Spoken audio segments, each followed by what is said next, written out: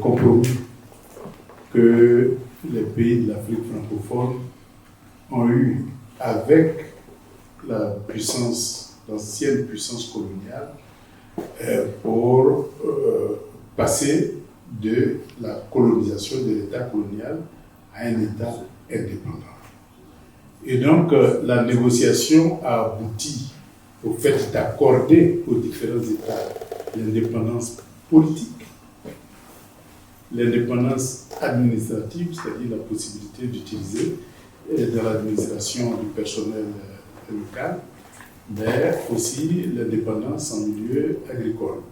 Donc le retrait des planteurs coloniaux au profit des planteurs locaux, puisque 90% de la population était paysanne au début des indépendances. Donc ça, c'était des accords.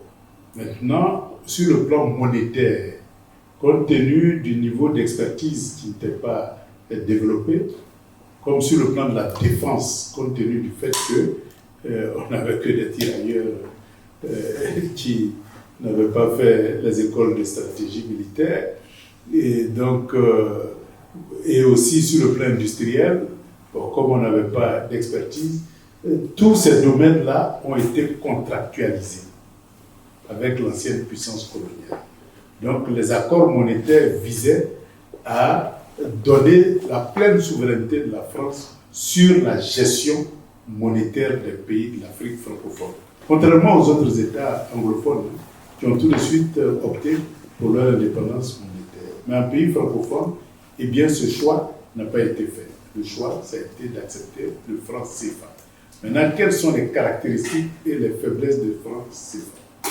Le franc CFA a été mis en place pendant l'époque coloniale. Donc, c'était une monnaie coloniale qui avait pour objectif de monétiser l'économie coloniale. C'est-à-dire que, bon, on fixait le prix des matières premières et puis on vous donnait de l'argent. Tout juste nécessaire pour survivre, mais suffisant pour acheter les produits finis qui vont sortir des usines. Mais surtout pas pour investir. Pour avoir une certaine autonomie en matière d'investissement. Mais surtout pas pour épargner, parce qu'on sait que l'accumulation primitive est le début du capitalisme. Donc pour éviter de créer une classe capitaliste, et bien surtout pas d'épargne. Voilà, au niveau des pays africains.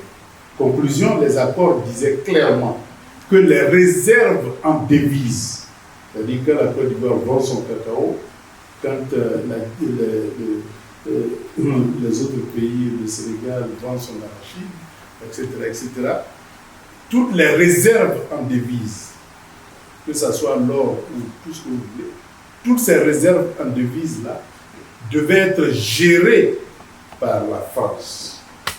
Et en contrepartie, on vous donne des francs CFA qui ne sont que des monnaies de consommation locale et qui ne sont connues nulle part au monde que dans la zone CFA. Maintenant, la tutelle de ces pays-là vis-à-vis des autres banques centrales est assurée par la France. Et en même temps, cette disposition, la conséquence c'est quoi? C'est que si la Côte d'Ivoire veut par exemple industrialiser le pays, comme elle ne produit pas des usines, des équipements, elle est obligée d'emprunter, en fait d'acheter à l'extérieur. Mais si vous voulez acheter à l'extérieur, eh bien vous devez formuler, je vais dire, la demande de devises, puisque le CFA n'est pas connu aux États-Unis, n'est pas connu en Chine, n'est pas connu en Inde, etc. Donc vous êtes obligé de demander l'autorisation à la France pour acheter à l'extérieur. Et c'est là le piège. La France va vous dire, ben, ce que vous voulez acheter à l'extérieur, je l'ai. Ou bien, vous voulez acheter une usine, mais ça ne sert à rien puisque moi-même j'ai des usines, je peux vous vendre les produits de mes usines. Donc, ce n'est pas la peine. Voilà. Donc, on vous décourage dans l'investissement qui concurrence l'économie française. Mais si vous voulez de l'argent pour consommer français, Mais là, évidemment, on vous donne. Donc, c'est ça qui a donné les politiques d'aide. On nous aide avec notre propre argent gardé en France. Donc, on nous aide, on nous prête notre propre argent.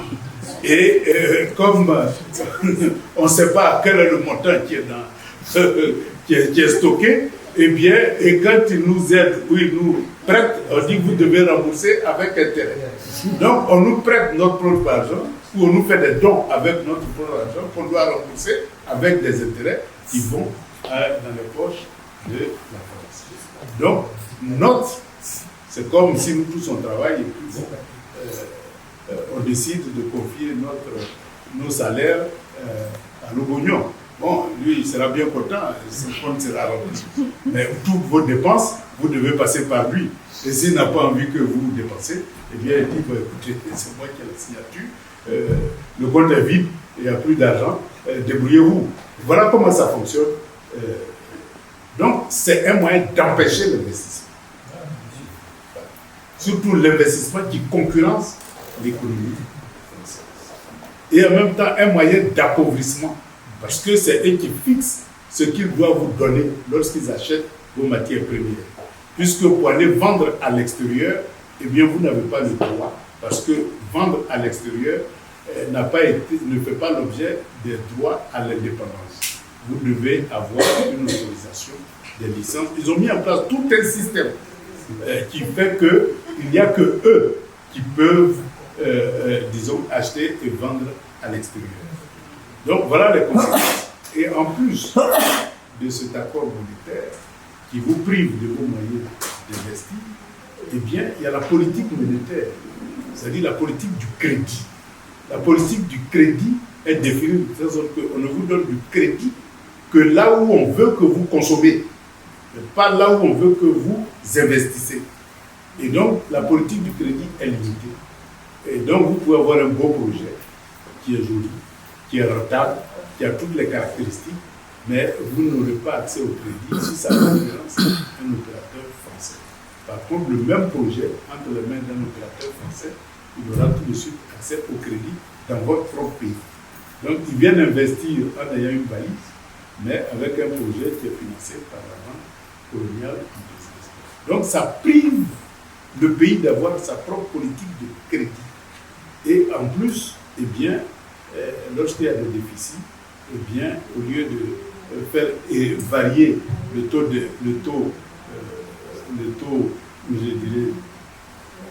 taux d'échange pour pouvoir combler le déficit, eh bien, vous ne pouvez pas parce que ce n'est pas vous qui définissez la parité entre le CFA et l'euro. C'est défini par la France. Donc, au lieu de faire varier le taux pour absorber votre déficit, on préfère vous prêter de l'argent. Comme ça, vous allez rembourser avec intérêt. Donc, on vous dira, au lieu de changer le taux, eh bien, on va vous prêter de l'argent pour compenser votre déficit. Vous allez nous rembourser. Ou bien, vous allez vers le fonds monétaire pour que le fonds monétaire prête et vous remboursez au fonds. Voilà les mécanismes qui ont été mis en place pour la gestion de ces états. Donc, l'objectif du franc CFA, c'est de maintenir l'économie coloniale et de pomper toutes les richesses qui sont créées par le travail des pays coloniaux, des enseignements coloniaux. Voilà un peu la logique qui sous-tend. Donc, c'est une monnaie qu'il faut, si on veut se développer, si on veut s'industrialiser, c'est une monnaie qu'il faut dénoncer. Il faut dénoncer. Et en plus, pour le dénoncer, il faut pouvoir créer une monnaie autonome. C'est là vient la question de l'or. La seule richesse que nous avons véritablement, c'est notre or.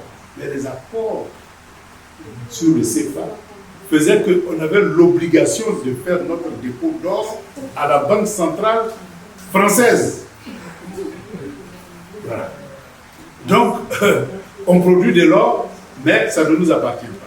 Mais en plus, les accords de défense nous obligeaient à concéder à la France tout ce qui est sous-sol et qui contient des produits stratégiques. Ça veut dire que l'or de la Côte d'Ivoire n'appartient pas à la Côte d'Ivoire. Le pétrole de la Côte d'Ivoire n'appartient pas à la Côte d'Ivoire. Et lorsque vous décidez d'exploiter, on vous présente un contrat de concession.